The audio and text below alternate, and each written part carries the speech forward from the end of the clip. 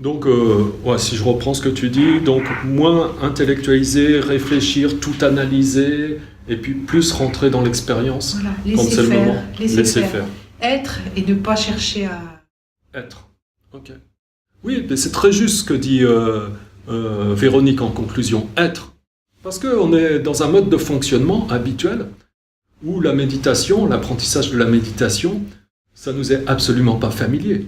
Autrement dit, le sujet de la méditation, ce n'est pas le sujet habituel de fonctionnement de l'être ordinaire. Dans le fonctionnement de l'être ordinaire et dans l'éducation que l'être ordinaire reçoit, eh bien, on est toujours dans cette notion soit de faire absolument quelque chose, soit d'avoir quelque chose, de posséder quelque chose, ou de faire quelque chose. Mais rester sans rien faire comme ça n'existe pas, quoi. Hein.